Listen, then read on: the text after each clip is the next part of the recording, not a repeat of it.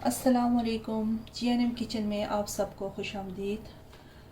आज हम बना रहे हैं करेले और चने की दाल। तो चलिए जी अपनी रेसिपी शुरू करते हैं इस दुआ के साथ कि अल्लाह ताला सबके दस्तरखान भरे रखे, आबाद रखे, आमीन सुम आमीन। यहाँ पे ये मैंने करेले लिए हैं, ये 500 ग्राम से ज़्यादा है, ठीक है जी। और ये यहाँ पे मैंने चने की दाल ली है। दाल को मैंने सिंपल पानी में नमक और एक छोटा टुकड़ा दालचीनी का, ये आपको नज़र आ रहा होगा, ये बस ये एक टुकड़ा दालचीनी का डाल के मैंने इसको उबाल दिया है और इसमें मैंने कोई भी चीज़ शामिल नहीं की, ठीक है। और मसालों में मेरे पास है नमक, लाल मिर्च पाउडर, हल्दी पाउडर, भुना हुआ ज़ीरा पाउडर और भुना हुआ धनिया पाउडर। मसालों की क्वांटिटी आप अपने टेस्ट के हिसाब से कम ज़्यादा कर सकते हैं। यहाँ पे मेरे पास एक कप तकरीबन, ये खाने वाले जो चम्मच हैं, ये 4 चम्मच दही है। ये हरा धनिया और ये मिर्चें लाल और हरी वाली दोनों थी, मैंने फ़ाइन चॉप कर ली है।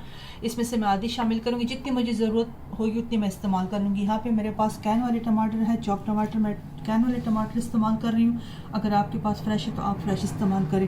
ये गरम मसाला पाउडर आखिर में जाएगा। यहाँ पे अदरक लहसुन मैंने कद्दूकश कर लिया है। प्याज ये मैंने फ़ाइन स्लाइस में कट कर लिया है। कुकिंग ऑयल मैंने गर्म होने के लिए रखा है। तो चलिए जी अपनी कुकिंग शुरू करते हैं। यहाँ पे मैंने तेल गरम होने के लिए रखा था, ये गरम हो चुका है। सबसे पहले हम करेलों को फ्राई करेंगे।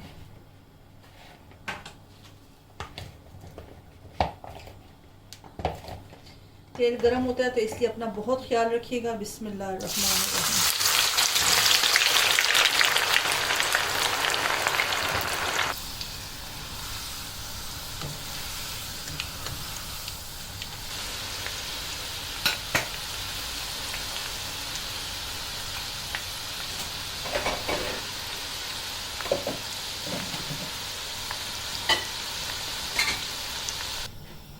अच्छा जी, देखिए यहाँ पे करेले सारे माशाल्लाह से मैंने इनको फ्राई कर दिया है। अब मसाला तैयार करते हैं इसके लिए। यहाँ पे मैंने डेचकी रख दी, इसमें मैंने वही कुकिंग ऑयल शामिल किया जिसमें मैंने करेले फ्राई किए थे, ठीक है जी। तो अब इसमें मैं ये प्याज शामिल करती हूँ। बिस्मिल्लाह।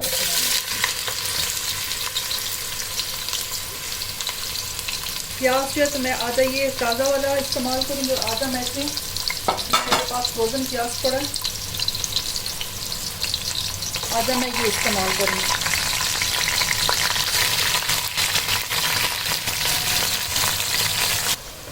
ये देखिए जी प्याज माशाल्लाह से सुनहरा हो गया है। फ्रोज़न प्याज और फ्रेश प्याज मैंने एक साथ डाले थे, देखिए दोनों एक साथ ही हुए, कोई फ़र्क नहीं आया माशाल्लाह से, बहुत अच्छे तरीके से ये हो जाते हैं।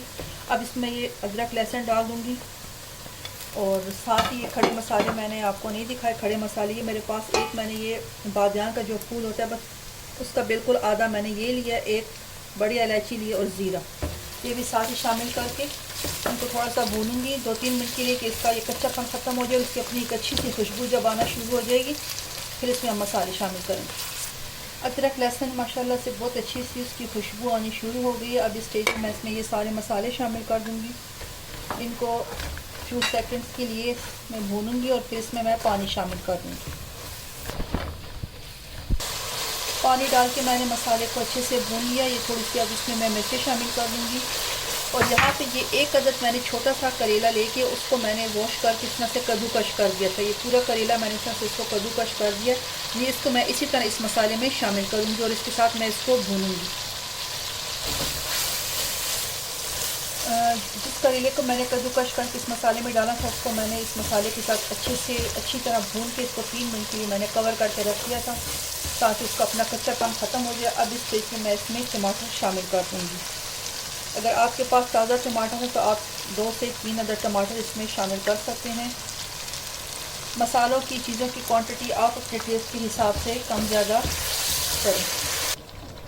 टमाटर मैंने शामिल कर दिए, इसमें थोड़ा सा इसको मिक्स किया और ये अब जो दही को मैंने फेंट दिया। दही डालते वक्त हमेशा आंच को आहिस्ता कर दिया करें। इसको मैं मिक्स करूंगी इसके साथ और इसको कवर करके थोड़ी देर के लिए रख दूंगी कि दही का और टमाटर का पानी सूख जाए और टमाटर इसमें अच्छे से सॉफ्ट हो जाए।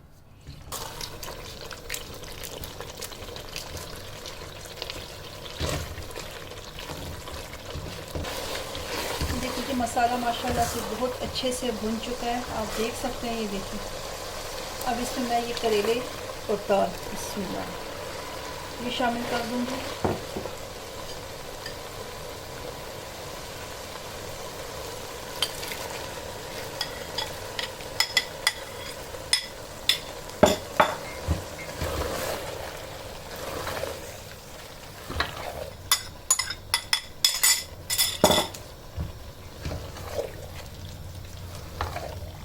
दाल मैंने इसमें शामिल कर दी है। अब इनको मैं कवर करके तकरीबन 15 से 20 मिनट के लिए कवर करके रख दूँगी कि करेले और दाल में अगर कोई कसर रह गई है तो वो भी गल जाए, और फिर इंशाल्लाह जब तैयार होता है तो फिर आपको दिखाती हूँ।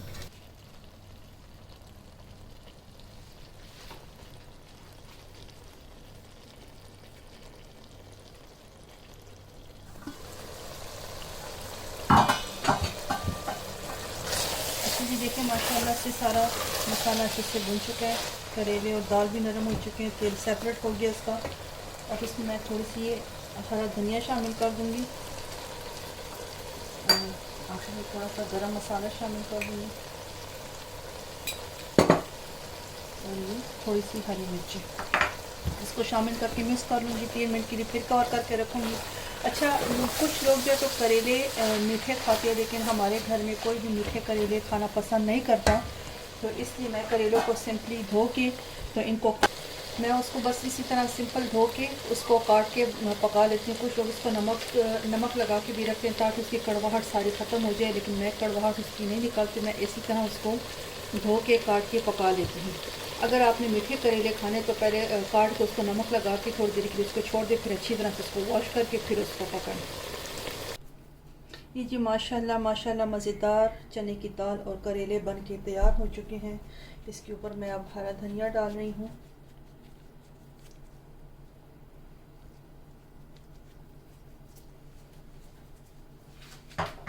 उम्मीद है इंशाल्लाह आपको ये रेसिपी ज़रूर पसंद आएगी।